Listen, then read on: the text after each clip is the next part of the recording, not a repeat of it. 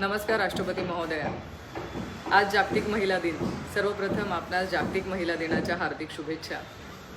आपला देश हा महात्मा बुद्ध आणि महात्मा गांधींच्या विचारांवरती चालणारा देश म्हणून ओळखला जातो, जे शांतीचे आणि अहिंसेचे प्रतीक म्हणून मानले जातात. आज आपली क्षमा मागून मी विनंती करते की आम्हा महिलांना आपण एक खून माफ करावा. आज देशामध्ये महिला मोठ्या प्रमाणामध्ये असुरक्षित आहेत.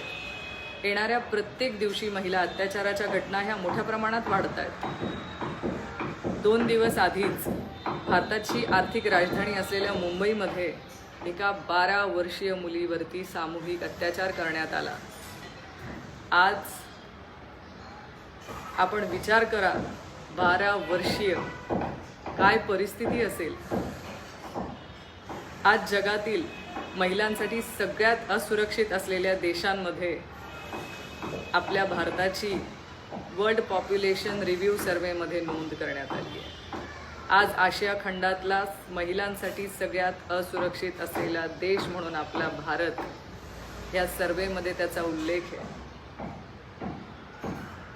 आम्हा महिलांची आपणास विनंती आहे की आपण आम्हा महिलांना एक खून माफ करावा. हो, एक खून. आम्हाला खून करायचा आहे. ह्या अत्याचारी मानसिकतेचा, ह्या बलात्कारी प्रवृत्तीचा आणि ह्या निष्क्रिय असलेल्या न्यायव्यवस्थेचा.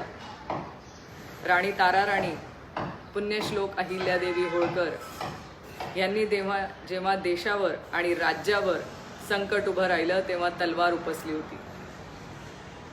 मग आमचा समाज सुधारण्यासाठी आम्ही मागे का राहावं.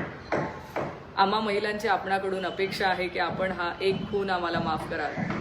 आणि हेच आजच्या जागतिक महिला दिनानिमित्त आम्हा सगळ्या महिलांना आपल्याकडून भेट असेल. धन्यवाद.